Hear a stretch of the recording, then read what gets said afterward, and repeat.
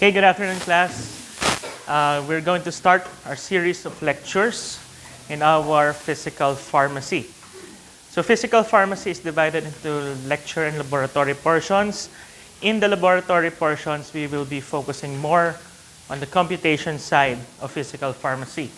Well, for the lecture component of our physical pharmacy, we will be focusing more on our theoretical aspects. So physical pharmacy, to start, is an assessment on how chemical characteristics can affect physical characteristics. When we say physicochemical properties, it is the connection between the physical property and the chemical property of the substance. It is important in pharmacy primarily because chemical properties of our substance can greatly determine or affect its performance of the drug inside the body, which is the score.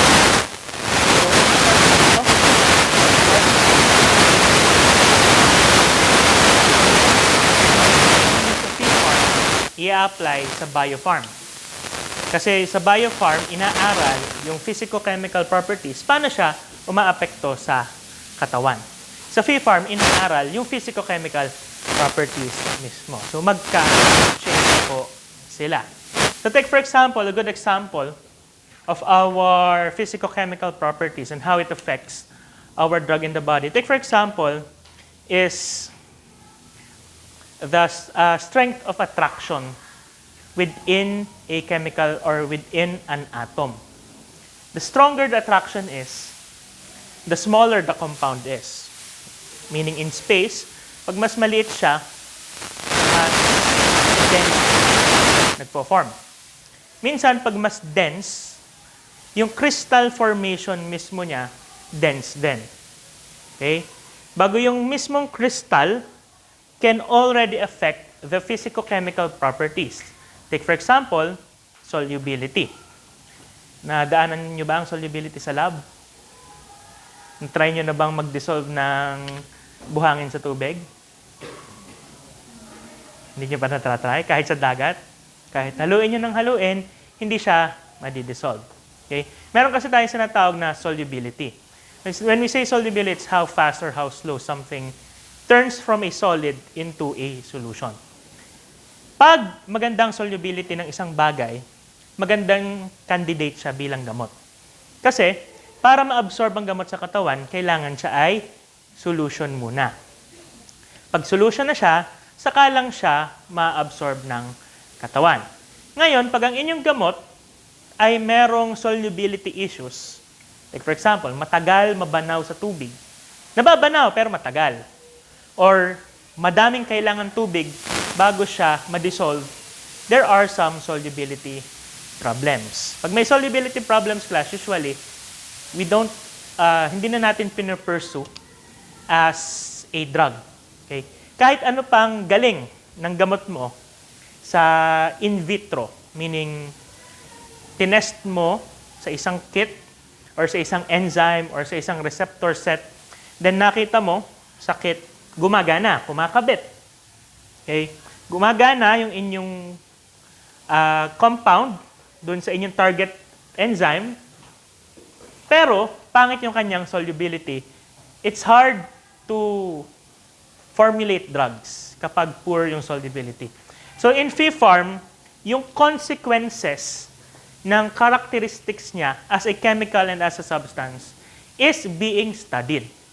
Kasi these characteristics are important in drug development or formulation of drugs themselves. Okay? Kasi sa pagpili pala ng gamot, if mahirap siyang gawing dosage form, nagdo-dosage forms na kayo, di ba? Example, mahirap siyang gawing tablet, minsan hindi na siya ginagawa at all. Kasi napakahirap palusutin ng gamot na hindi maganda ang drug release characteristics. Okay? So malalaman, meron tayong mga release characteristics, yung mga regulatory requirements sa gamot. So pag nag-DDS kayo, this week, tomorrow, Wednesday, Thursday, i-discuss yung drug approval process. Okay? So let's start first. Short review muna, mga besh. Ikaw. Okay. Can you name parts of an atom? Parts of an atom lang. Protons. Next. Another one. Neutrons. Oh. Electrons. Okay. Very good. Oh. Yung tatlong basic na yon, may importance yun mamaya. Sunod na tanong, ikaw naka-orange, Miss Magpantay. Saan nakikita ang neutrons? Saan? Saan? Saan? Ang tawag dun sa gitna. Sa middle. Hindi. Saan? Ano? Part ng cell. Oh, part ng cell. Nucleus. Okay. Sunod, ikaw. Saan nakikita ang proton?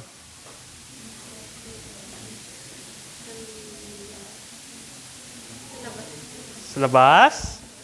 Sure ka? Kaya nakikita class ang neutrons at saka protons sa nucleus kasi mabigat sila.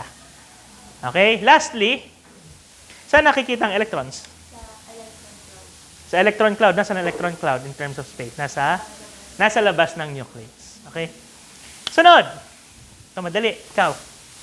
Anong charge ng protons? Very good. Ikaw. Anong charge ng electrons? Negative. Okay. Ito, special na tanong. Anong usual charge ng isang atom?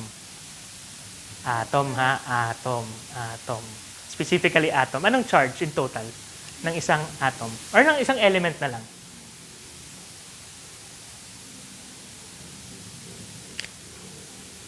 Positive, negative, neutral. Pili ka na lang. Neutral. Bakit neutral? Ikaw. Bakit neutral? Anong rason bakit neutral? Wait, isipin mo.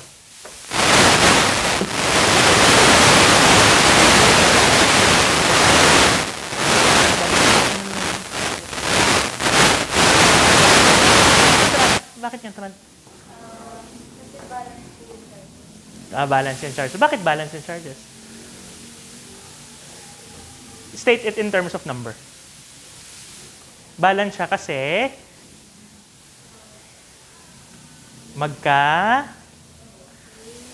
hindi, wait. Mas magaan ang electrons. Sa proton. Kasi magkasing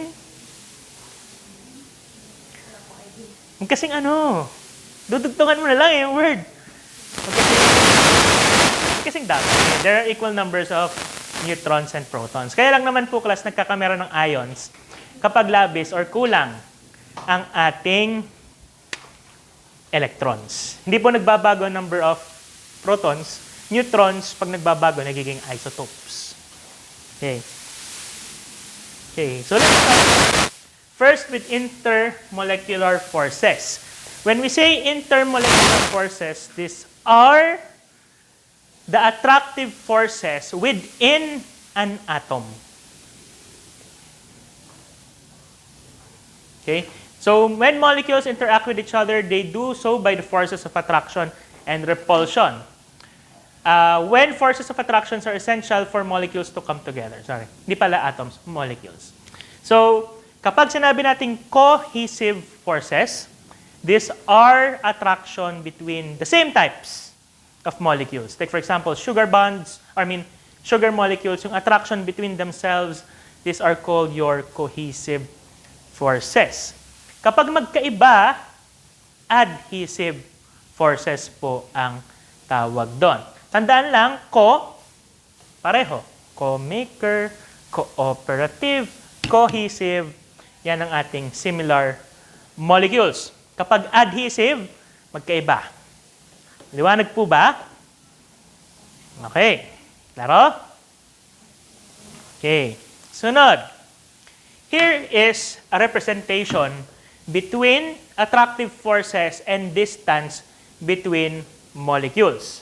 Simple lang po yan. Pag layo ng molecule sa isa't isa, paghina ng attractive force. Dahil kung malakas siyang manghatak, edi dapat malapit sa kanya, di ba? Kung hindi siya malakas manghatak or mahina ang kanyang attractive force, malayo kasi hindi niya ma-pull yung other compound towards itself. So there is an inverse relationship between our attractive force and distance. Pag mas malayo, mas mahina. Kapag mas malapit, mas malakas. Kasi pag lakas, mas kaya niyang hatakin sa kanyang sarili. Kapag mahina siya, hindi niya kayang hatakin towards itself. Maliwanag po ba? Klaro. Pag mas malayo, mas mahina. Pag mas malapit, mas malakas. In terms of attractive forces, meaning paano niya hatakin. Ang tawag sa inverse relationship nito ay Lennard-Jones potential.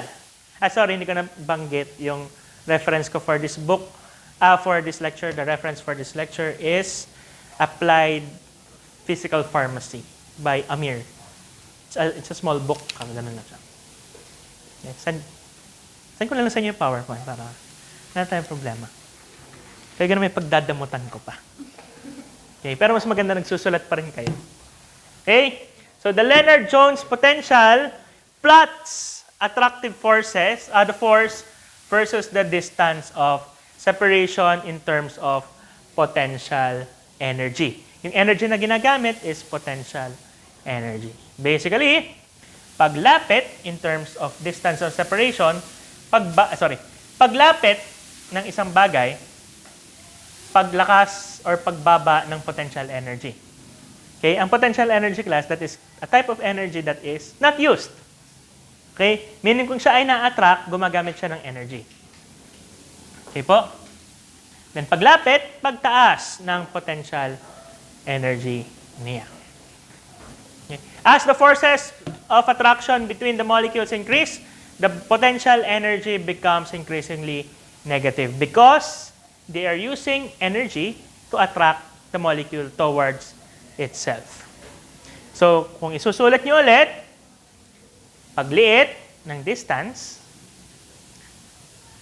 pag negative ng potential energy. Kaya negative class yung potential energy, it is actively using energy. Okay po? Nakuha po, nasulat yon. As the distance decreases, as the distance between two molecules decreases, the potential energy becomes more negative. Okay? Mahirap kasing sabihing decreases eh. Baka isipin nyo pagpatak ng zero, tapos na, ay nagne-negative ang energy. Kaya specifically kung sinasabi na it becomes more negative.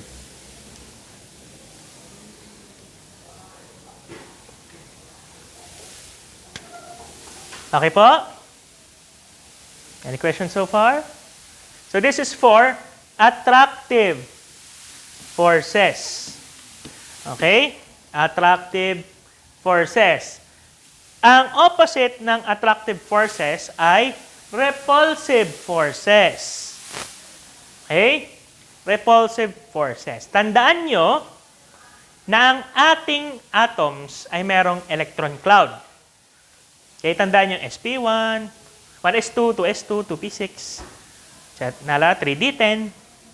Okay, yung quantum numbers na yon or yung electron configuration, it describes how many electrons are in its electron cloud.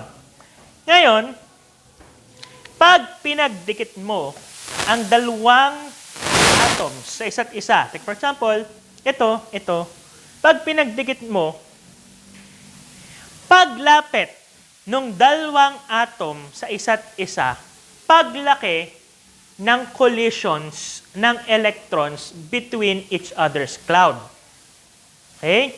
Kasi, example, imagine nyo, wala na kasi yung pwede, drawing na lang natin. Kaya tayo bumili ng tablet para i-drawing. Para makita nyo. Kasi wala nang pambili si Sir ng whiteboard marker. Okay. So imagine nyo, meron kang dalawang molecules. Bago yung dalawang molecules na yan,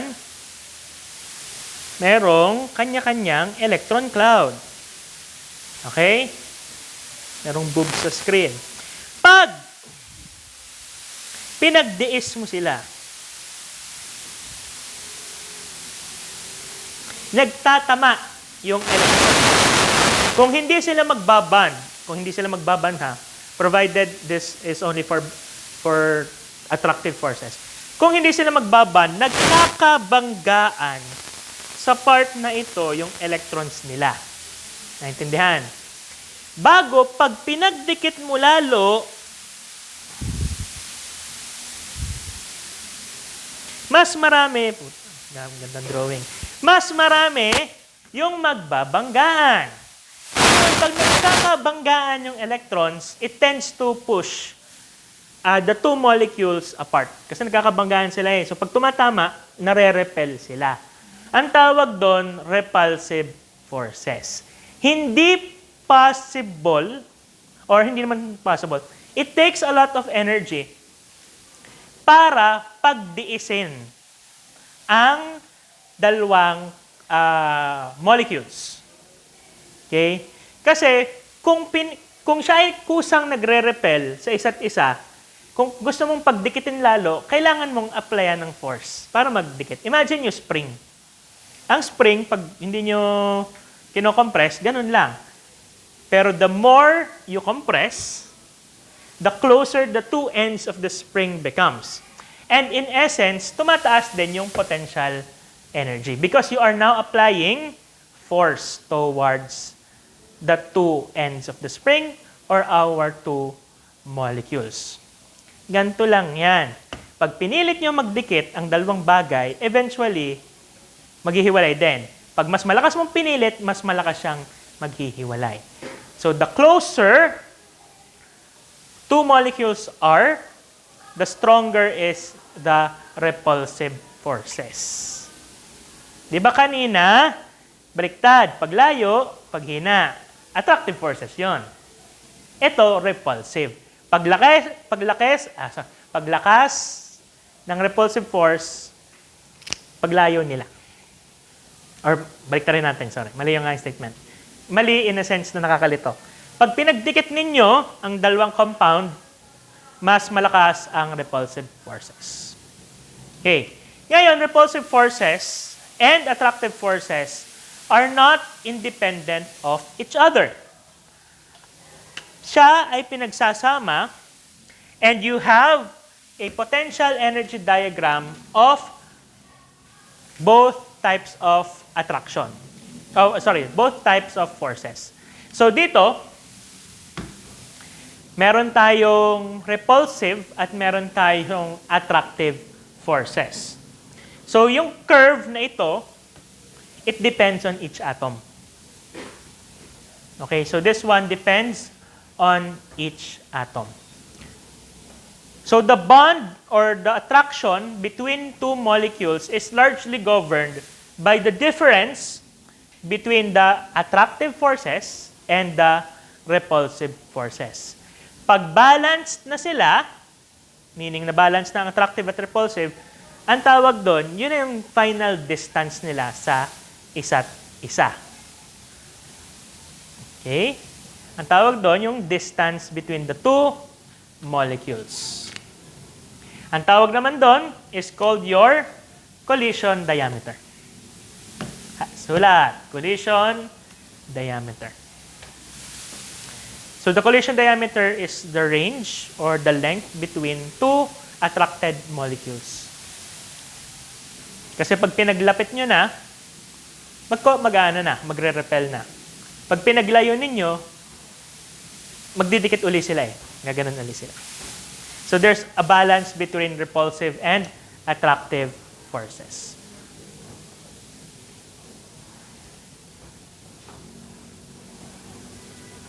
Kaya pa? Kaya pa.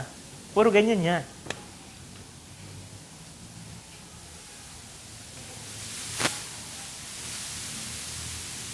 Okay po. Any questions? Maliwanag? Let's summarize. Let's summarize ulit. Madali lang naman. Okay. In terms of attractive forces, meaning naghahatakan sila. Paglayo, paghina ng attractive force. Paglapit, paglakas ng attractive force. Tama? Tama. Kapag repulsive force, paglapit nila sa isa't isa, malakas ang repulsive forces. Paglayo, edi paghina ng repulsive forces. Pag pinilit nyo kasi magdikit ang dalawa, it would force each other to a specific distance.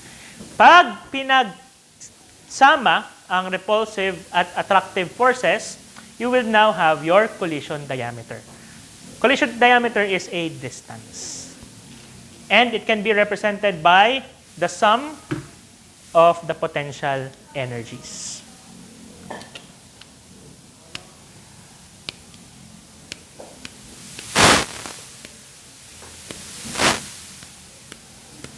Okay po? Kaya pa? Madugo ang araw nyo. Biochem micropara. Bago ito pa, sige, absentan nyo o try nyo. Kaya po ganun yung class is, pwede naman may Lunes. Pwede naman kayong bigyan ng Lunes para bawas yung Tuesday. E di, kaya naman kayo binigyan kasi ng bakanting Lunes, para mag-aral kayo ng biochem. Okay, yun yung main purpose nun. Para ang pag-aaral ninyo ay 3 araw para sa biochem at micropara. Kasi yun yung lethal subjects. Kaya yun yung malakas tumapyas. At least aware na kayo. Kaya binigay na ang parang binibigay na lahat ng advantage sa inyo. Kasi kung walang iya ako, di dapat niloadan ko lahat ng Lunes para pagod na kayo pagdating ng Tuesday. Di ba? Mabait. So huwag niyo may bagsak evaluation. Joke lang. Okay. Sunod. Kanina, force, it's between molecules. Ngayon, intermolecular attractive forces. Baka familiar na kayo dito. Nabanggit ko ata ito nung Pharchem 1. Sino ba teacher niyo ng Pharchem 1? Ako, di ba? So, when we say intermolecular attractive forces, these are the forces or forces of attraction between different molecules. Okay? We have 4 main types. We have our van der Waals, dipole-dipole, dipole-induced dipole, dipole-induced dipole, induced dipole-induced dipole. We have our ion dipole forces and we have our hydrogen bond. Iisa-isahin natin yan. Pero bago yon, magsimula muna tayo sa ano ba dipole? Okay? Okay, important. Ano ba dipole? Tandaan nyo ba ang concept ng electronegativity? What is electronegativity? Ikaw, na nagkakamot ng ilong. Ano ang electronegativity? Tinuro yan sa OrgChem, second lecture. Sure ako. Electronegativity. Kahit simpleng description lang. Ano siya? Di ba may chart na kayo tinitingnan bago parang may pinagmaminus pa kayo? Of ano yun? Ano yung electronegativity? It is a property of an element to do what? Nasa word na electron.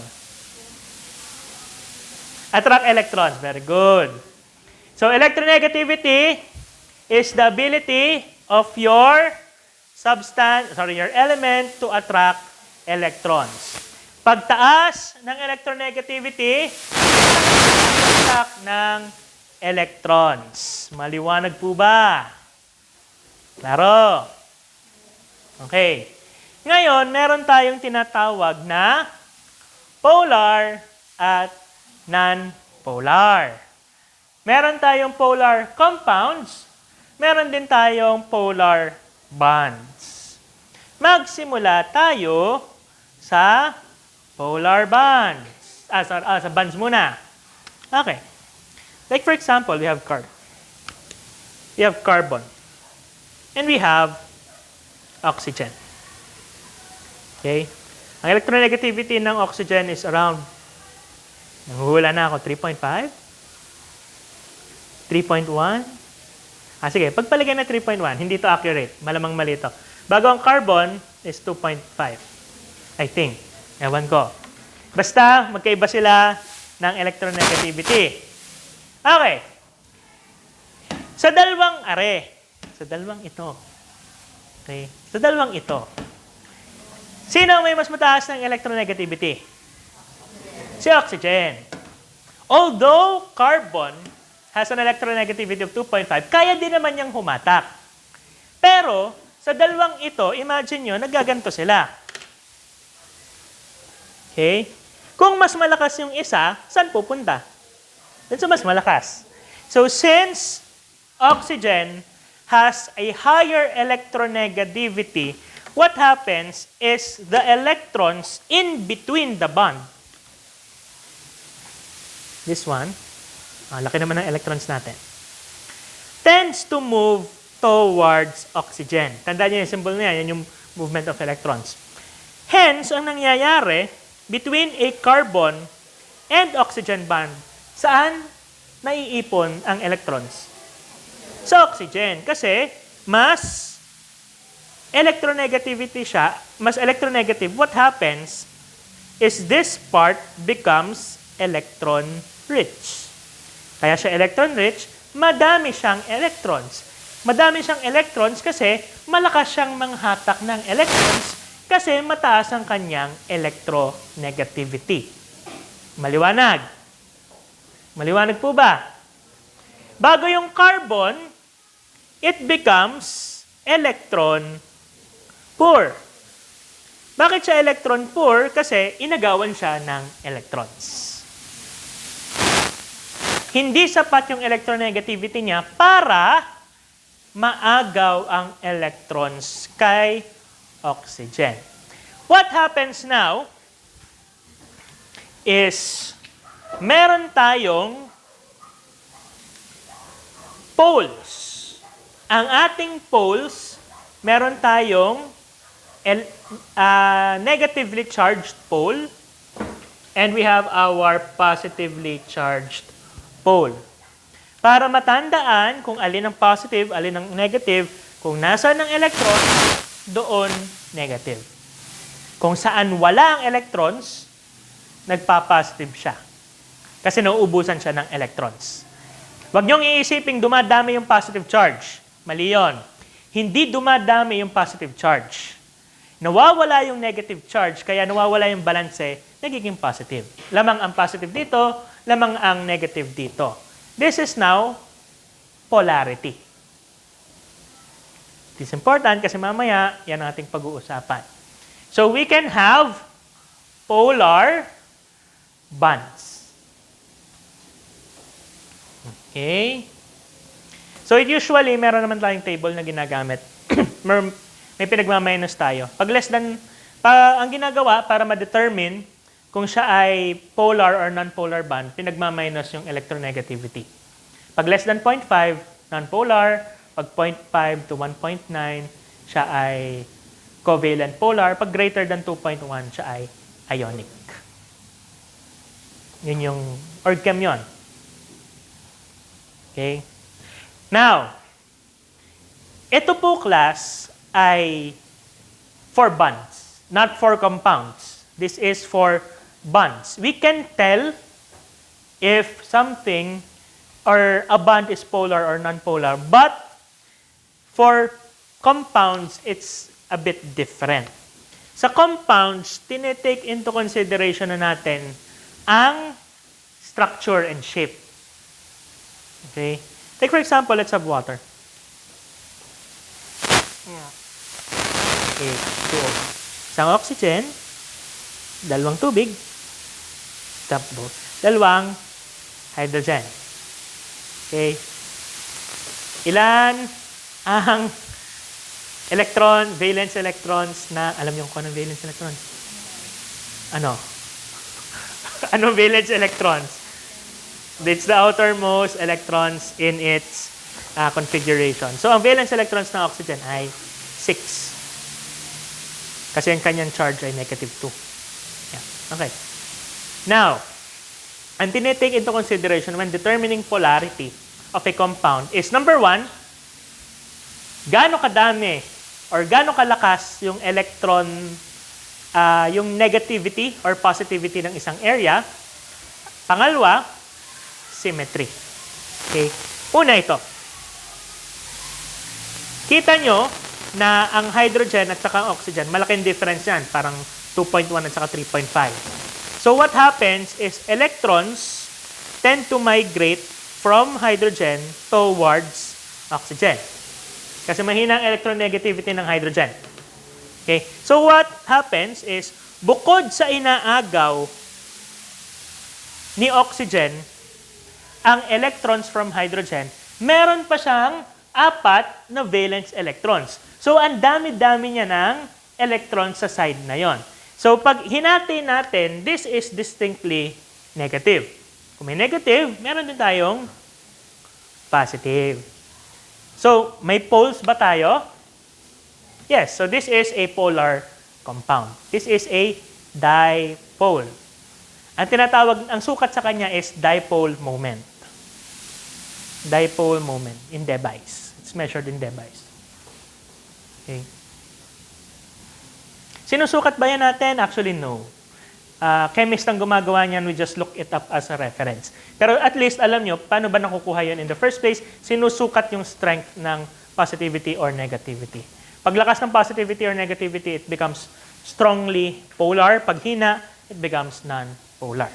Okay. So, water, polar, non-polar. Water, polar, non-polar. Siya ay polar. Okay? Tubig ay polar. Let's now take an example of methane. Ilan ang hydrogen ng methane? Isa? 4. CH4.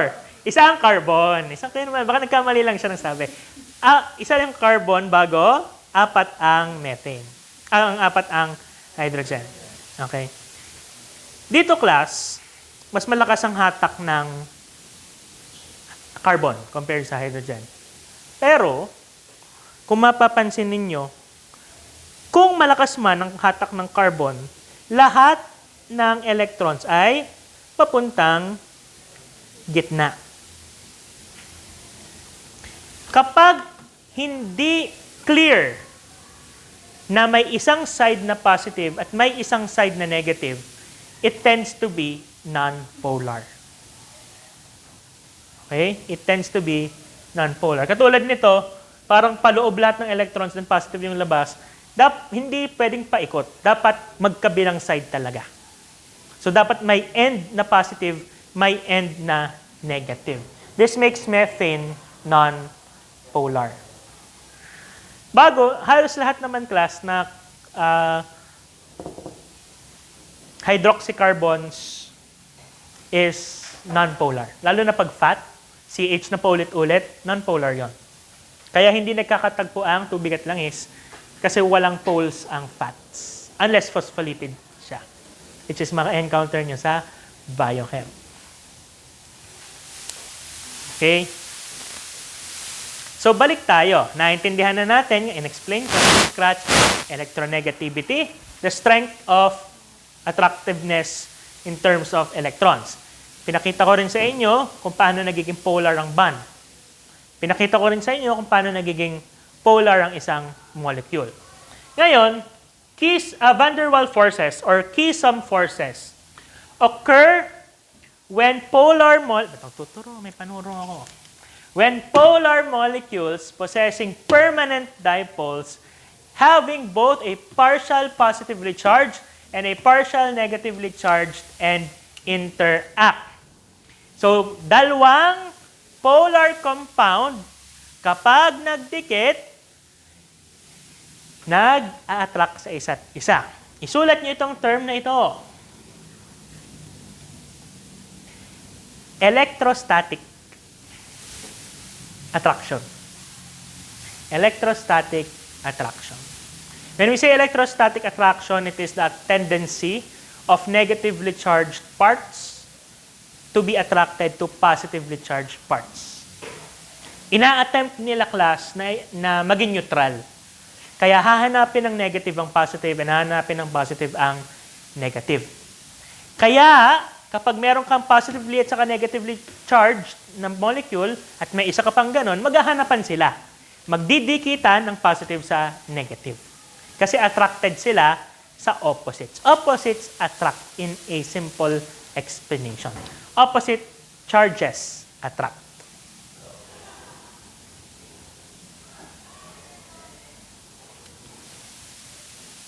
Okay po? Okay, let me illustrate. Illustrator, master. Okay, meron kang pagpalagay na ganito. Meron kang positive at meron kang negatively charged na N. Polar eh. Baga meron ka ding isa. Meron kang positive at meron kang negative. Nasa ng negative, nasa ng positive, ito. Magkakameron ngayon ng bond. Kaya siya magiging bond kasi ng electrostatic attraction. Static. Okay po ba? Ganun lang po kasimple. Basta may negative, may positive, magdidikitan yan. Okay? So, yan ang ating unang intermolecular force. Our van der Waals force. Dalawang polar na bagay, magdidikitan, intermolecular force. Yun yung una. Maliwanag po ba? Okay, pawalang yan yung explanation kasi pa-weird yung nangyayari. Yun, simple lang. Sadya siyang may negative. Okay, ito, sunod. Dipole-induced dipole forces. Okay? A polar molecule can produce a temporary electric dipole in non-polar molecules that are easily polarizable. The forces of the attractions are considerably weaker than our dipole-dipole attractive forces, and dipole-induced dipole forces are generally lower in energy, leading to weaker bonds. Okay. Paano nangyayari yon? Meron kang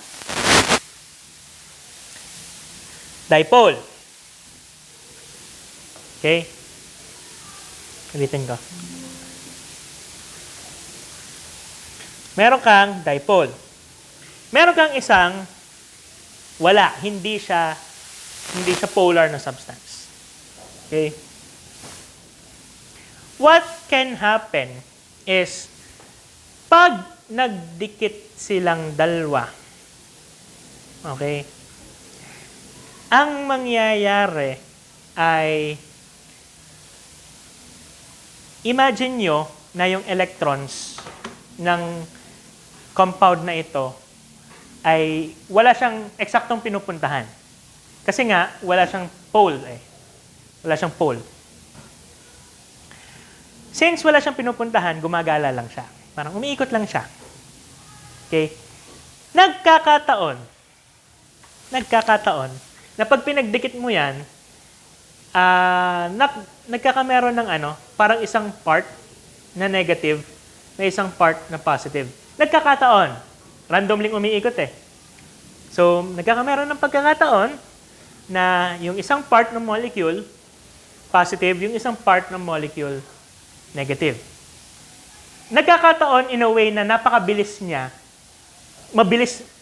napakabilis gumalaw ng electrons, malimit, pero mabilis lang. Imagine nyo, ganon, pero mas mabilis. So, randomly, nagkakataon na yung isang side, puro electrons, yung isa, wala. So, at that moment, nagkakameron ng temporary na positive at negative portion. Yung temporary positive at negative portion, nagdidikit din sa dipole. So, in this case, mali ang sulat ko kasi positive sa positive. Pero, itong part na ito, ma-attract dito sa positive na ito. Please take note, hindi permanent yung pagka-positive at pagka-negative nung non-polar substance natin. Kasi pag umikot ulit, mawawala. Pero, it happens so often na parang meron laging temporary positive at negative side, naasahan na siya as a way of bonding, of attraction. Compared dun sa kanina, napakahina niya. Kasi nga, nabubuo, nabibiyak. Nagkakataon, buo yung bond. Bago pag umikot ulit, nawawala. Bago pa ulit-ulit lang na ganon. It repeats itself, leading to a very weak bond between molecules. Okay po? Nagets? Okay. So imagine nyo na lang, by chance, nagkakameron ng random positive-negative charge, saka sila nagbaband. After a few moments, nawawala, nagkakameron, nawawala, nagkakameron. Doon lang sa part na nagkakameron, saka sila nagbaband. Pag wala, naghihiwalay sila. So yan ang ating dipole-induced dipole forces.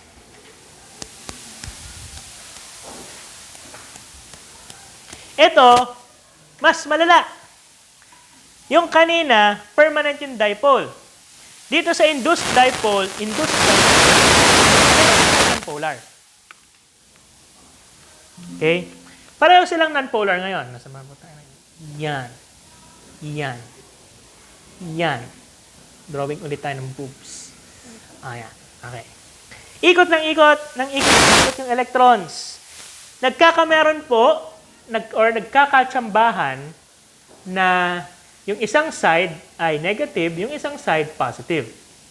Pag nagkakatsambahan na ganyan, nagkakameron ka ngayon ng temporary attractive force. Sa lahat ng types of attractive forces, yan yung pinakamahina.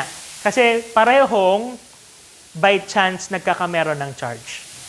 Hindi katulad ng isa kanina, permanent yung isa by chance. Ito, by chance, by chance. So it has the weakest type of attractive force.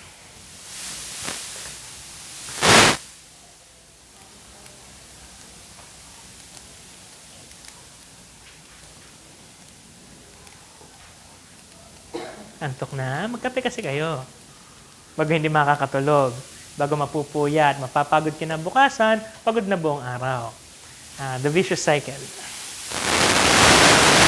Okay. Sunod is ion dipole. When we say ion dipole, you have an ion and you have a dipole. It is a very strong type of bond. Take for example, you have sodium, which is positively charged, and you have a dipole. Since positive sa negative, magkakameron ng bond yan.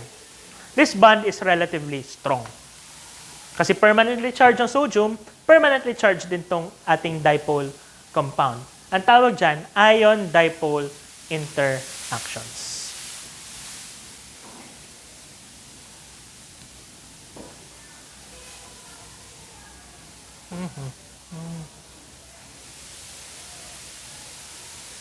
Okay po? Ganon din po yung kanina. Pwede rin po mangyari yung induced dipole. Pero, this time, ion naman. Pag sinabi natin induced dipole, yan yung temporary na pagkaka-form ng poles. Okay. And lastly, we have our hydrogen bond. The hydrogen bond is a very strong type of bond. Pwede na nga siyang actually i-compare sa covalent bonding. In terms of water,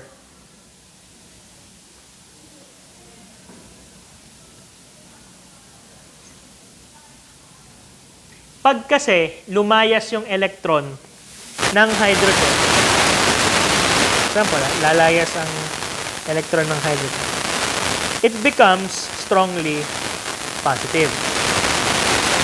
Maraming compound ang pwedeng dumikit sa hydrogen kasi it is strongly positive. Take for example, chlorine, bromine, iodine. Lahat ng mga yan would form bonds with hydrogen. Kasi positive si hydrogen, negative tong mga to. Kahit nga isa pang molecule ng tubig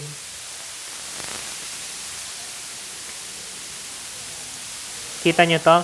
Di ba ang ating tubig, polar, na ito'y negatively charged, ito'y positively charged, kasi nandito lahat ng electrons?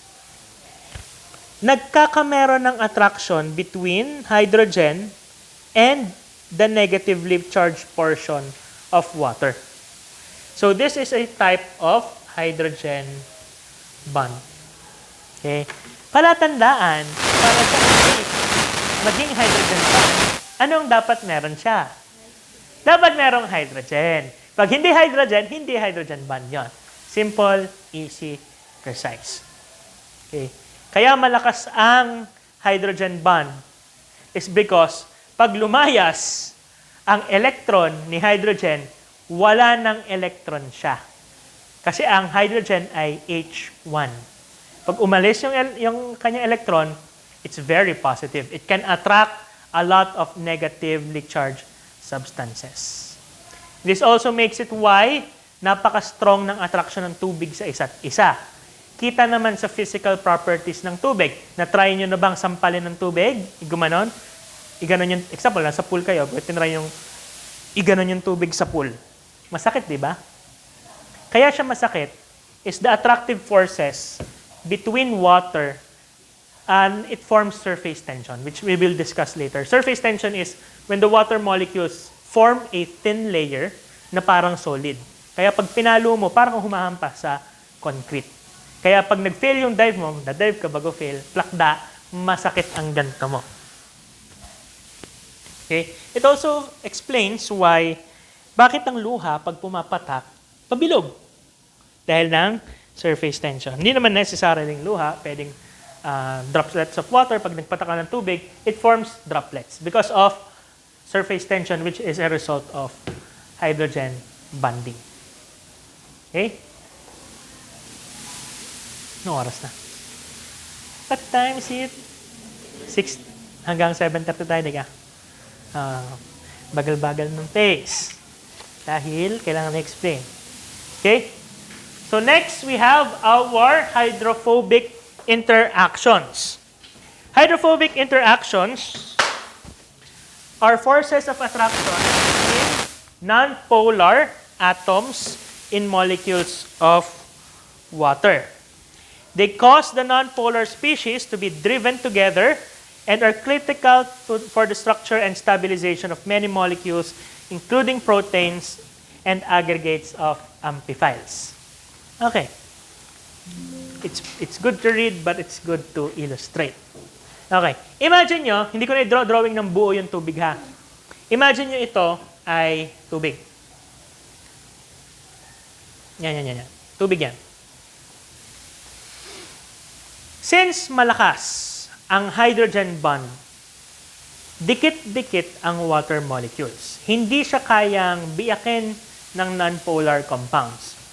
Non-polar compounds tend to be trapped in a cage of water. Simple lang yan. Kumuha ka ng basong may tubig, patakan mo ng langis. Ang nangyayari, yung langis bumibilog, di ba? Kaya siya bumibilog kasi yung langis mo, tinutulak ng tubig. Parang tinatrap siya ng tubig para ma-form yung shape na yon. So this structure is a result between the interaction between hydrophobic substances like oil and water. It has more consequences in designing dosage forms that mix water and oil. But for common compounds na soluble naman, this doesn't occur. So that is our our hydrophobic interactions. Hydrophobic, takot sa tubig, non-polar.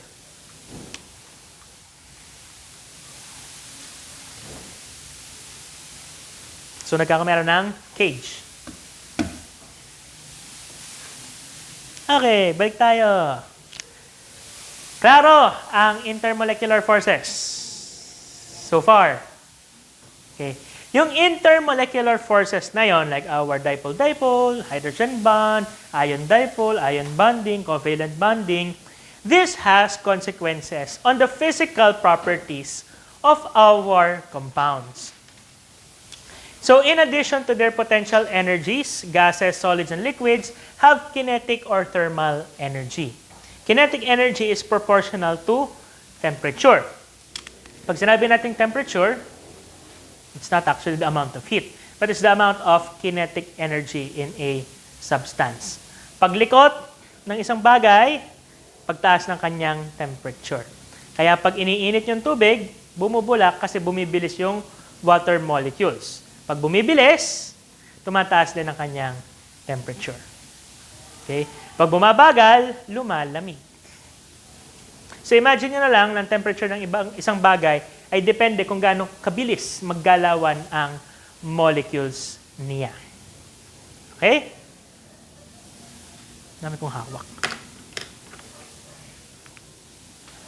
First, we have our gaseous state. Siguro naman ng elementary, alam niyo yung ating different phases of matter. We have solid, liquid, and gases. So first, we have our gases. Kaya sila gas in the first place is because of their weak intermolecular attractive forces. Hindi sila nagdidikit-dikit, kaya sila ay palipad-lipad.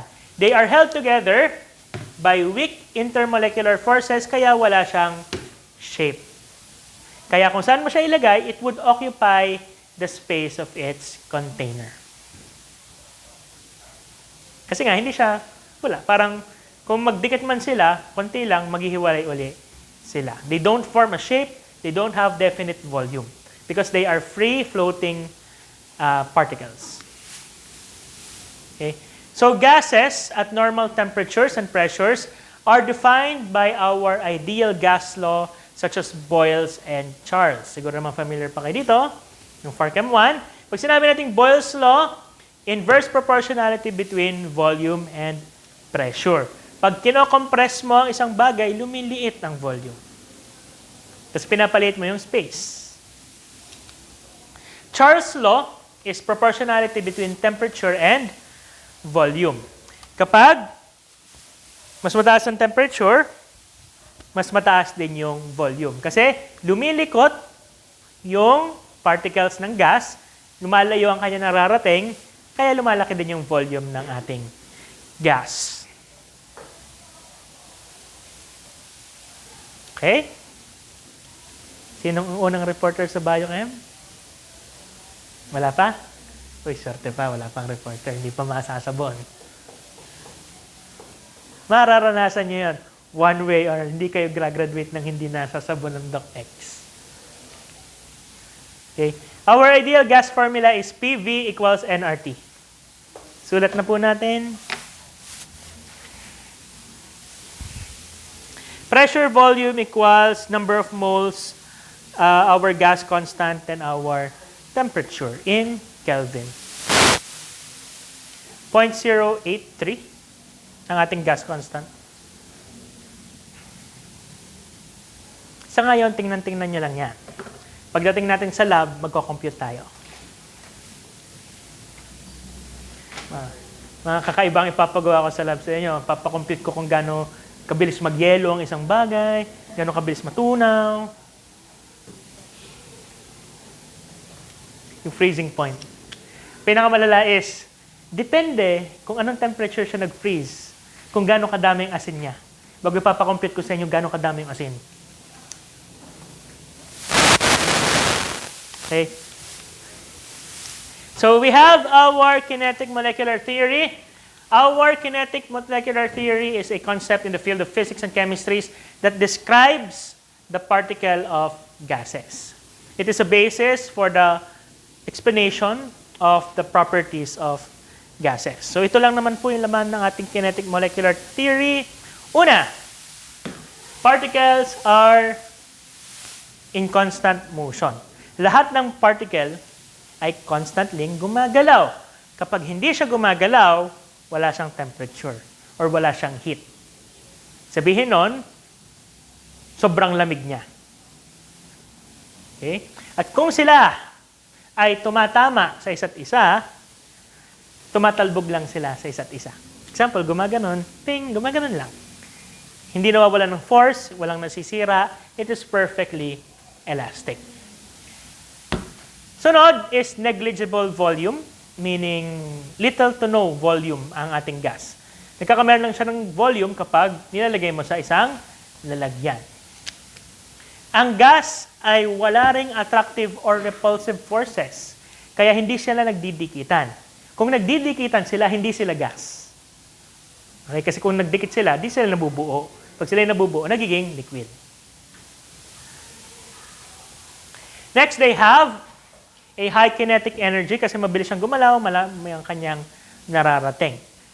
Temperature determines kinetic energy. Pag init ng gas, pagtaas ng kinetic energy, paglaki din ng kanyang volume. Hence, we have our Dalton's Charles law. Equal distribution of energy, hindi naiipon ng energy sa isang lalagyan ng gas. And finally, bago may sunod na slide, pressure arises from collisions. Pag nagkakatama sila, it's either with itself or the walls of the container, saka lang nagkakameron ng pressure. Kaya pag pinapaliit natin class yung container, pero same amount of gas, tumataas yung pressure kasi mas malimit yung collisions. May sunod pa ba? Okay. Okay, so we have our blood gases. Our blood gases is oxygen and carbon dioxide.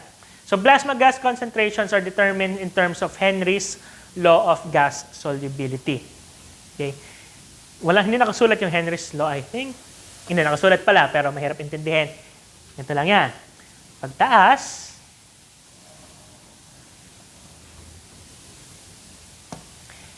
ng partial pressure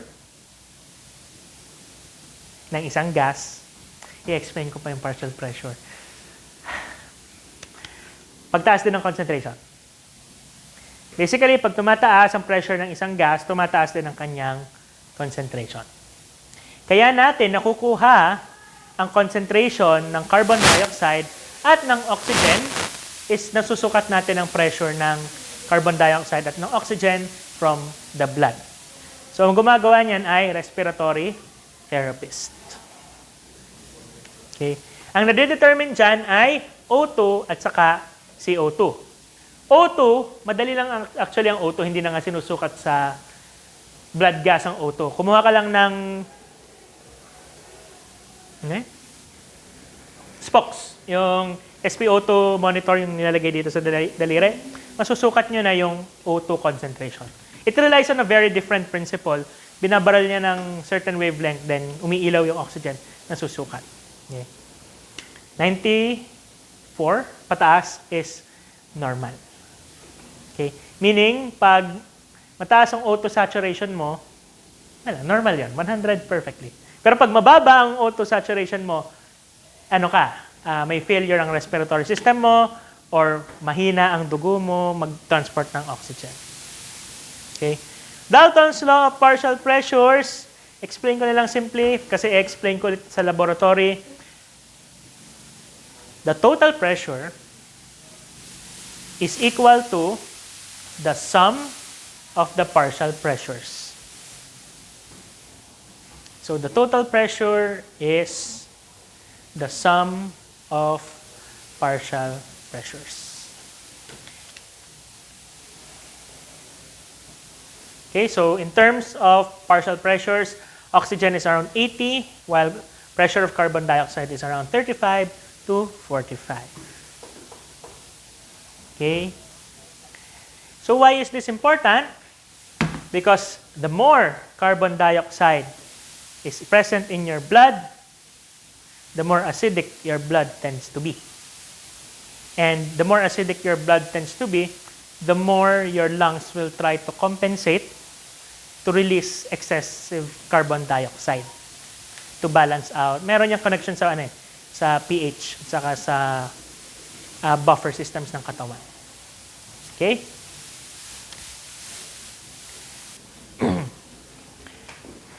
Okay? Next, we have our liquid. In terms of comparing gases and liquids, mas merong attractive forces ang liquids. Kaya pag pinatak mo ang tubig, nagdidikit-dikit siya. It also has a definite volume and it still takes shape. It still takes the shape of its container.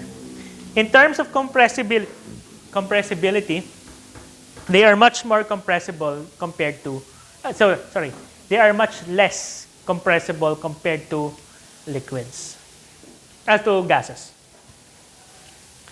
Liquids can flow very readily, and the flow is influenced by friction, which is measured in terms of viscosity. Pag sinabi natin viscosity, ito yung ating lapot. We will discuss this more in the lab. Kasi may mga ganun-ganun pa yon, mga shear, etc. Ang maganda sa liquids, they can also become frozen and they can also become gases via boiling. They exhibit vapor pressure and surface tension. Okay. You can make gases liquid. Okay. How can you make gases liquid? Simple lang po, palalamigin ninyo. Okay. Palalamigin ninyo bago i-compress ninyo. Paliliitin din yung inyong volume. Sobrang lamig, sobrang compressed, you could liquefy gases. What essentially happens is, kino-compress nyo yung gas, so palit ng paliit. Then, habang pinapalamig ninyo, binabawasan yung kinetic energy eh. So, nalamig, bumabagal yung gas, parang nagdidikit-dikit sila, nagiging liquid. Just enough so that their attractive forces can condense into a gas. Paano ginagawa ang medical oxygen?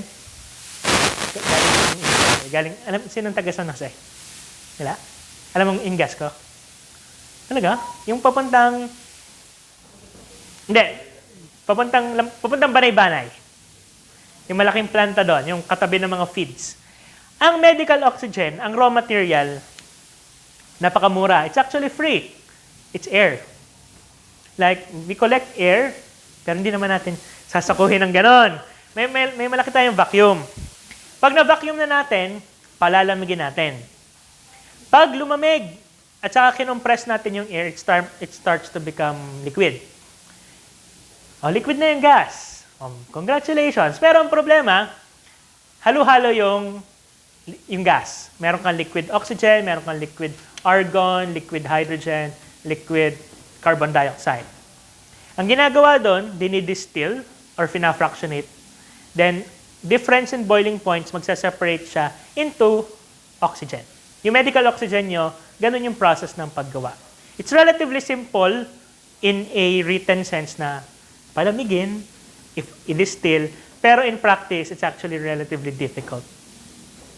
Ang pinakamahirap doon, class, ay tubig. Kasi may moisture yung air. Hindi pwedeng may moisture yung medical oxygen kasi mag-iidima yung lungs kapag may tubig yung oxygen. Okay? So that is the liquefaction of gases. We have two terms. We have our critical temperature and we have our critical pressure. Critical temperature marks the point in which a gas cannot be liquefied regardless of applied pressure. And critical pressure is the highest vapor pressure at the liquid at this state. All known gases can be liquefied by cooling and applying appropriate pressure. Supercritical fluids involving extreme temperatures and pressures form an intermediate phase. Ito mga to, alamin nyo na lang kung anong sabihin yung dalawang yan. It's not really applied in pharmacy, pero kung kayo papasok ng chemical engineering, importante yan. Kasi baka yung paggawa sa inyo ay supercritical fluids. Isa lang naman ang supercritical fluid na ginagamit natin. It's carbon dioxide. Ang ginagawa natin is, we make carbon dioxide liquid bago ipapadaan natin sa ating sample. Bago kung anong madadala ng carbon dioxide, di liquid yung carbon dioxide, dilalabas. Kung ano man ang nadala ng carbon dioxide, may ipon sa ilalim kasi pag binuksan mo yung carbon dioxide, mag-evaporate yung carbon dioxide. Marami ka na na-extract. Kuno. Eh, pagdating nyo ng PCOG, pharmacognosy next sem, sino kaya magiging prof nyo? Yan, matututunan nyo yung different extraction methods. May pinagdadasal ba kayong prof? Gusto nyo mag-request? Hindi na nagtuturo si Ma'am Tiris ng PICOG.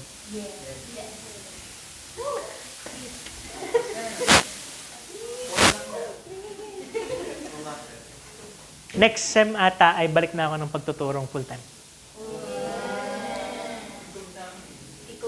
PICOG. Sure kayo? Gusto niyo ako PICOG ninyo? Baka pag binigyan ko kayo ng halaman, o ano to? Damo?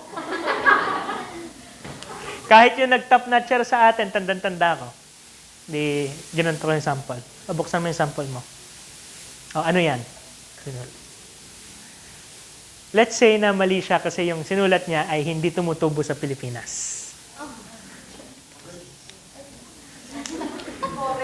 Foreign yung sinagot. Sige, surprise yun pag nag-practical exam ako. An application of liquefaction is your aerosols. Sinong gumagamit ng sprays for something, deodorant, or hairspray? Gusto po bang hairspray? Yung ganun. Okay. Yung liquid dun, class, is the propellant. Yung CFCs. So, it's compressed gas na liquid doon. Kaya pag kinalog yung parang may tubig. Pero pag nirelieve nyo yung pressure, it blows out. It suddenly becomes a gas. It becomes a propellant. Meron din naman tayong gamot na gumagamit ng propellant. Sinong may hika? Yan, hika. Di ba parang kinakalog mo, parang may powder at may tubig. Pag pinindot mo yon, biglang magiging gas, ibubuga yung salbutamol sa iyong airways. Okay. Vapor pressure. Ang hirap ipaliwanag ng vapor pressure ng ganong kaikli. Imagine yung liquid. May liquid kayo. Ipapaliwanag ko itong maigi sa lab, pero sa ngayon, ito may liquid. Ang inyong particles gumagalaw. Okay? Yung particles na lumalampas, nagiging gas. Ang tawag dyan, vapor. Bago kung gaano kataas yung pressure na to, meaning pagdami ng particles na nagiging gas, mas mataas ang vapor pressure. Okay? So vapor pressure is the tendency of your liquid to move from a liquid state to a gaseous state. Meron tong connection sa volatility. Na-try nyo na ba maghagis ng tubig sa sahig? Ay, hindi. Short tayo, pareho tayong tamad. Nakatapon na kayo ng tubig. Example, pinatong mo yung basong malamig bago sa lamesa. Bago ayaw mong punasan. Dahil tamad tayo. Di ba, ang isa nating ginagawa, sige, intayin na lang natin, matutuyo din naman yan. Natutuyo siya not because of heat, kasi yung boiling point ng water ay 100. Hindi naman umaabot ng 100 ang air temperature. Natutuyo siya kasi yung particles ng liquid sumasama sa gas. So eventually, lahat ng particles mawawala. Kaya ang tubig natutuyo. Pag pinag-compare naman natin sa ethanol, take for example, yung alcohol ninyo, bakit siya mabilis matuyo? Compared sa tubig. Kasi mas mataas ang vapor pressure ng ethanol sa water. Okay? At pag pinag-compare ninyo, yung logic na yon, sige, ito, cooking oil. Hindi natutuyo ang cooking oil kahit taon ng abutin. Kasi mababa ang vapor pressure ng cooking oil. So vapor pressure is the tendency of your liquid to move from a liquid to a gas. Paglakas ng vapor pressure, pagtaas ng movement, pagbilis niyang mag-volatilize.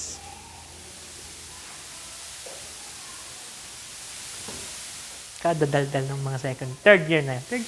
Second year na kayo. Congratulations. Pwede nang mambuli ng first year. Huwag yung mambuli ng first year. Huwag yung tatakutin ng first year. Kailangan ko ng enrollee. Yan mo silang umalis ng kanya. Sunod, we have our Clausius-Clapeyron equation. The Clausius-Clapeyron equation is used to... ito na lang, tingnan nyo. Hindi nyo naman kailangan isulat sa uluhin. Tandaan nyo lang kung para sa ginagamit. It's used to determine vapor pressure at any temperature. Yun lang naman yun. It's used to estimate vapor pressures at different temperatures. So, ma-predict ninyo ang volatility rate ng isang bagay, depende kung gaano kainit ang isang bagay.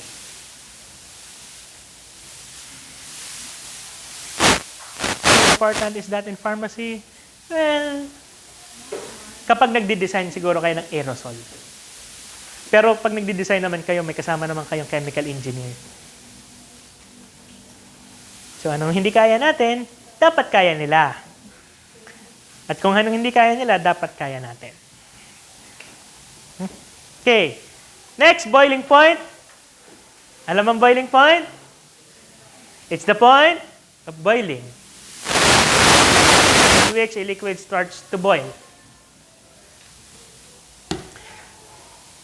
There is a more complicated explanation for this, which I will try to explain in the laboratory. Medyo mas mahaba yung explanation kasi. It's not simply na bumubulak siya. Bumubulak siya, in-explain ko na rin. Kaya nagbo-boil ang isang bagay kasi pag iniinit mo, nasan yung drawing ko kanina? Nawala. Di may tubig tayo, may particles dito. Di ba may vapor pressure tayo? Pag pinapainit mo ang isang bagay, mas lumilikot or tumataas ang kinetic energy ng nasa loob. Pag mas malikot yung nasa loob, mas malaki yung vapor pressure. Pag mas malaki yung vapor pressure, mas mabilis yung pagsama sa gas. Boiling point is the point in which yung vapor pressure nyo ay mas malaki sa atmospheric pressure. So, take for example, water. At 100 degrees Celsius, the vapor pressure of water is greater than atmospheric pressure. Kaya siya ay bumubulak. Kumbaga, imagine nyo yung atmospheric pressure naka-push down sa liquid. Parang takip. Imagine nyo, takip ito ng atmospheric pressure. Pag mataas na masyado, matatanggal yung takip, dire-diretso yung pag-alis. Kaya siya nagbo-boil. Pero pag hindi siya lampas, take for example, 99, 98, nandun pa rin yung takip. Hanggat hindi niya nalalampasan yung takip na 100, na atmospheric temperature, hindi siya magbo-boil. Pero the moment na lumampas ka doon, it continues to boil. Okay? Naranasan ninyo na ba pumuntang Baguio bago magpainit ng tubig? Sino? Or sasabihin ko sana Mount Everest. Sino ka nakapunta Mount Everest? What a nice explanation. Ito na lang, pag pumunta kayong Baguio, try nyo magpainit ng tubig. Bago, pag kumulo, hawakan nyo. Mapapansin nyo na hindi siya ganun kainit compared dito sa Batangas. Kasi ang atmospheric pressure sa Baguio at dito sa Batangas ay magkaiba. Water will boil faster at higher elevations because of vapor pressure. Okay, wala na akong explain masyado sa lab. Boiling point, surface tension. Surface tension, explain ko na rin kanina. Kapag nagdidikit yung molecules, it forms a thin layer on the surface. Kaya po, pag kayo nasa isang mataas na lugar, bago mahuhulog kayo sa tubig, pag may certain point na pag tumama ka, parang semento yon. Dahil ng surface tension. Kung ako sa inyo, throw something in the water first to break the surface tension. Pag nagkameron ng waves, lulusot ka. Pag walang waves, tatama ka sa bato. Kasi matigas yung layer na yon. The more force you apply, the more force will resist you. Okay? Kaya maraming namamatay sa pagtalon sa mataas na tulay, hindi dahil nalunod sila. Dahil sa taas nila at tumama sila sa surface tension, para silang tumalon sa semento. It's no different than hitting concrete. Huwag nyo nang itry. Okay? Kasi tumalon sa mataas na lugar. Anong oras na? Hindi tayo mag-o-overtime. Hindi nag-o-overtime kasi hindi nagbabayad ang Lyceum ng overtime. Joke lang. Kasi tansya ko yung oras. So, solid states. Ang pinagkaiba ng solid sa gas at saka sa liquid is napakalakas ng attractive forces ng solids. Kaya definite yung shape niya at definite yung volume. Kasi they are so attracted to each other, they form very stable linkages. Solids are characterized as having fixed shape and being nearly incompressible. They have strong intermolecular forces and have very little kinetic energy. Okay? We can categorize our solids by shape, particle size, melting point, volatile point. Marami din tayong other characteristics ng solids which has more importance in solid dosage forms like hardness, surface energy, elastic properties, compaction, and porosity. That will be explained naman sa DDS. Okay. Marami tayong types ng solids. But first, let us have our crystals. Okay. Hindi nyo lang napapansin kasi maliliit yung crystals. But most solids are crystalline in nature. When we say it is crystalline, they have a fixed shape. They already have a fixed shape. Okay. So the molecules or atoms are arranged in repeating three-dimensional lattice units throughout the crystal. So ito yung mga example, meron kang cube, meron kang hexagon, meron kang monoclinic, meron kang tetragonal.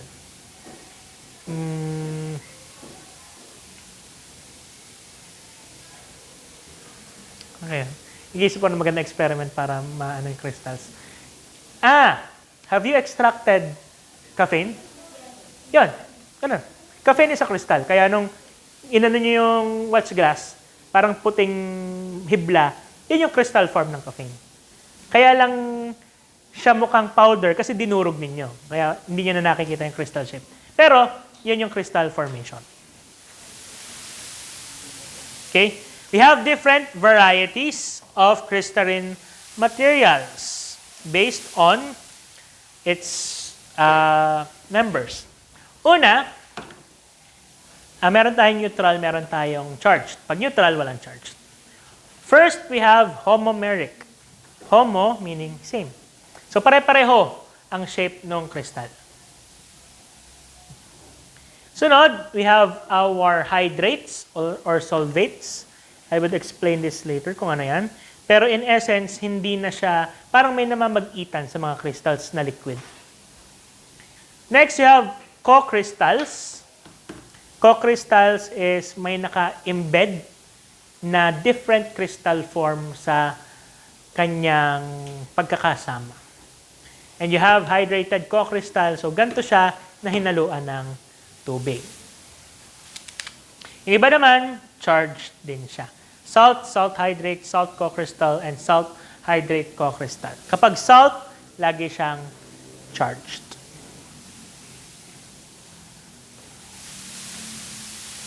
Next, tapos na tayo, polymorphism na.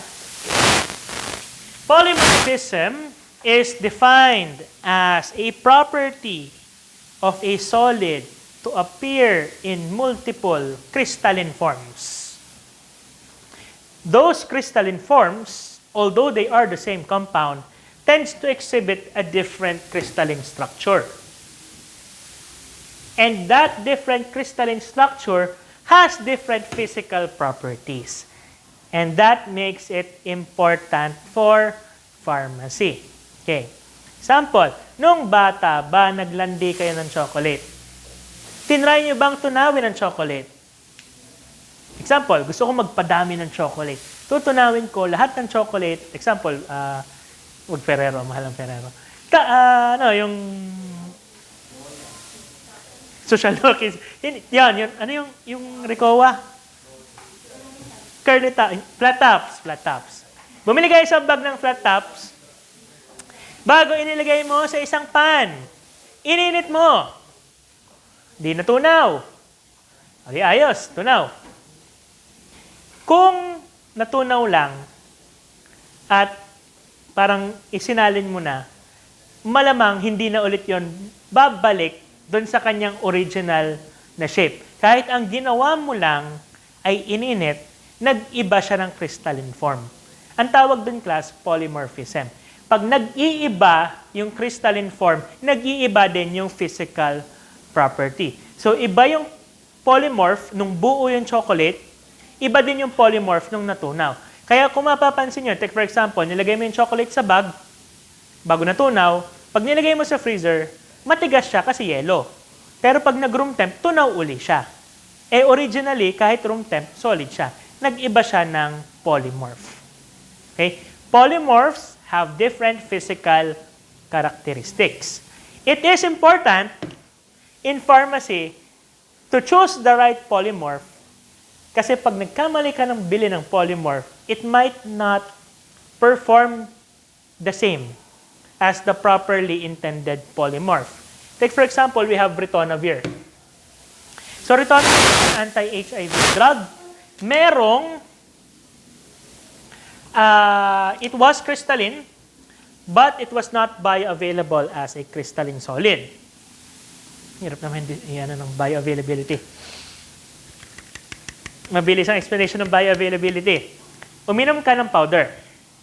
Pag yung powder pumasok sa katawan, meaning nakarating ng blood, bioavailable yon. Ganun lang kasimple. Kumain ka, lumabas yung gamot sa dugo, bioavailable yon. Kasi na-absorb siya. Okay? Marami pang factors involved no, napakahaba, isang lecture yon sa BioPharm. But that is bioavailability. In this case, kapag crystalline yung ritonavir, hindi siya na-absorb sa katawan. Pag hindi na-absorb ang gamot sa katawan, hindi siya gumagana. Hindi po magic ang gamot.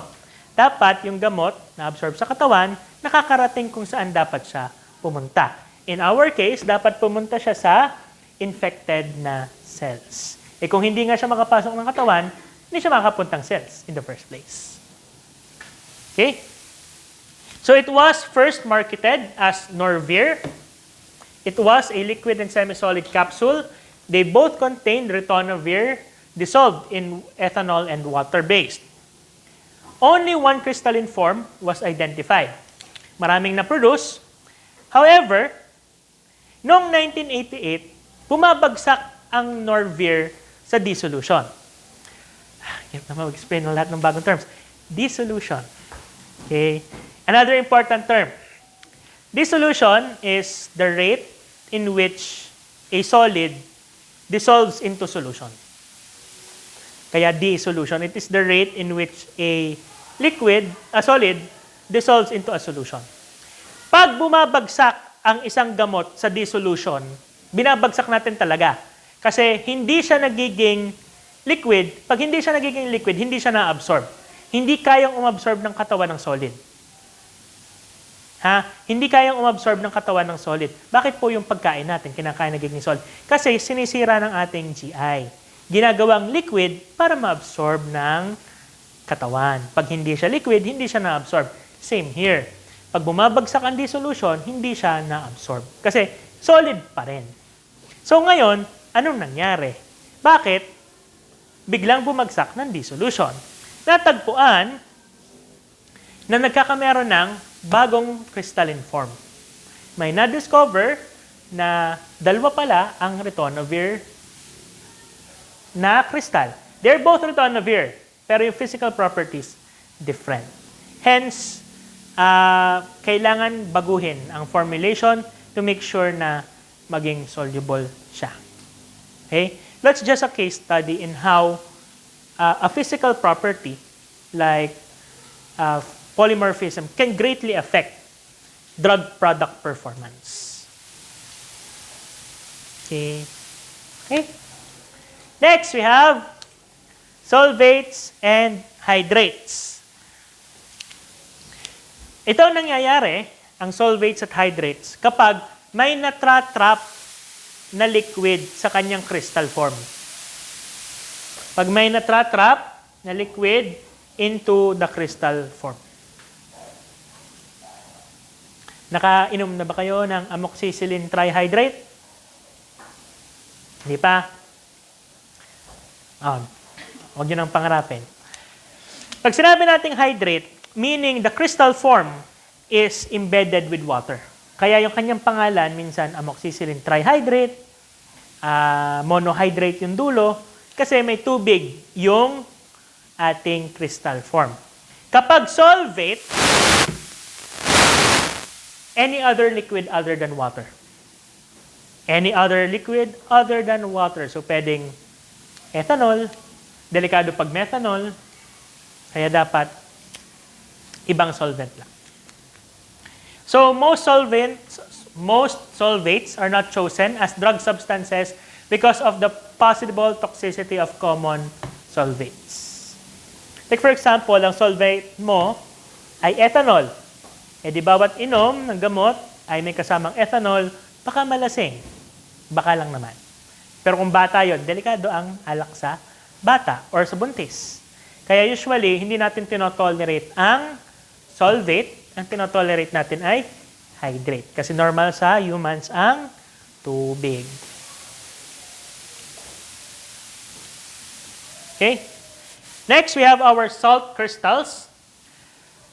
The crystal lattice can also accommodate other molecules such as acids and bases to form salts. When there is a pKa difference between the two molecules, two ionized species would be formed. Familiar kayo sa pKa? Sa pH? 3. Parang, yan. Parang dadaan uli kayo dyan sa biochem. So, matututunan niyo uli yan. Sure ako. Okay? Now, most of our drugs are salt crystals. Primarily because ang ating gamot, kapag hindi siya crystalline in form, it tends to have poor solubility. So most of our drugs ay laging salt. Like for example, losartan, potassium, diclofenac, sodium, amoxicillin trihydrate, nabanggit ko ng losartan. Ano pa ba? Sildenafil citrate. Yun ay mga salts because napapansin or talaga naman na kapag salt yung crystalline formation, mas mabilis siyang ma-dissolve. Kaya siya mabilis ma-dissolve kasi may charges sa loob ng structure. Balik tayo din eh. Dito. Yan, may charges kasi. May positive at may negative. Alin ang isang bagay na may positive at negative charge? Medyo vague. Tubig may polar, di ba? So, ang tubig may positive at negative charge. Mas mabilis ma-dissolve to sa tubig kasi hahatakin ng hydrogen yung negative na charge at hahatakin ng oxygen yung positive na charge. So, mabilis ma-dissolve yan sa tubig. Hence, most of our drugs are salt forms. Okay? Yun lang naman po yan. Sabaw na? Diba? Okay. Patapos na. Kaya mag-alala. Tapos na. Co-crystal. Co-crystals are homogeneous multi-component phase of fixed stoichiometry. Meaning, magkakaibang crystals in a fixed ratio. Hindi siya isang type. It may be 2, it may be 3, pero repeating yung kanyang pattern. Co-crystals are a good option to change properties when an ionizable group is not available. Finally, we have amorphous. When we say amorphous, hindi siya kristal. Yun lang yun. Hindi siya kristal, meaning wala siyang order sa kanyang structure. It is referred as glass or supercooled liquids because of the random arrangement of the molecules. And because weaker interactions are present, amorphous materials are less stable. It's rare to encounter amorphous materials. Usually, amorphous ma-encounter nyo kapag naglalandi kayo ng lava. Which is, hindi nyo naman siguro gagawin. Rare siya. Kung mina-manufacture, usually crystals ang lalabas. Pero kung kayo dumakot ng lava, nilagay nyo sa tubig, yon. Kung makadakot man kayo ng lava, picturean nyo ha, gusto kong makita. Pupunta kayong Hawaii. Next, we have polymeric solids. Ang pinagkaiba ng polymers sa crystals is, una, maliit ang crystals. Maliit ang units ng crystals. Ang polymers, these are long chains of repeating monomer units. Okay? So polymers are large molecules formed by covalent assembly of small molecules called our monomers to form repeating chains. Examples of this is your polyethylene glycol, propylene glycol. Okay, finally, last slide na to. Uwi na. Chemical and physical stability. When we say chemical stability, it's the ability of your chemical to remain stable. Pag stable kasi maraming characteristics. But for chemical stability, it remains itself. Hindi nagbabago yung identity. But for physical stability, yung kanyang physical properties ang na-maintain. Kulay, dami ng tubig, solubility, particle size, gano'n. Pero pag chemical, yung mismong identity.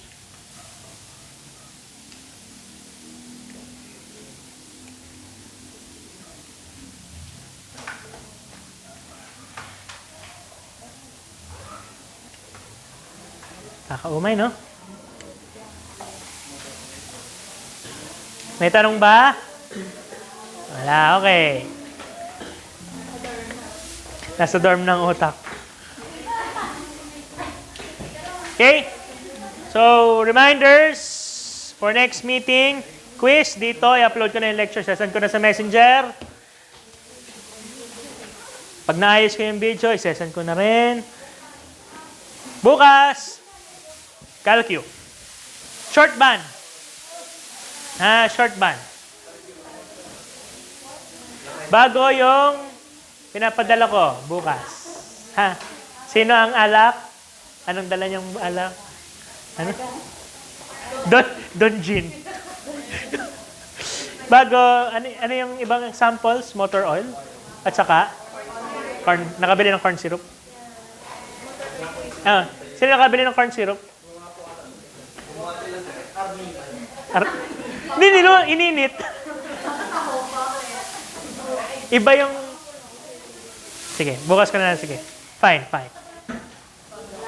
Iba yung syrup na USP eh. Okay?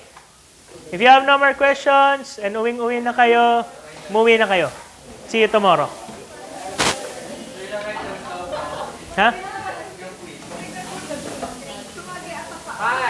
Hindi 5. Malin sa 3 or 4. Gawa na eh. Nakalimutan ko lang kung ilan.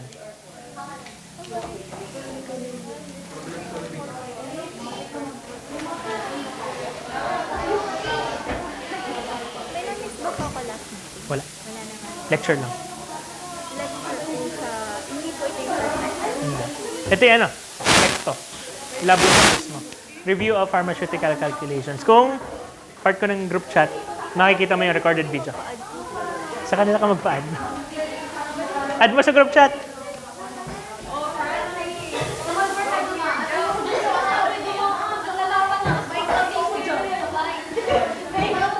Sige po. Bago hindi nag-record. Isang oras at kalahati.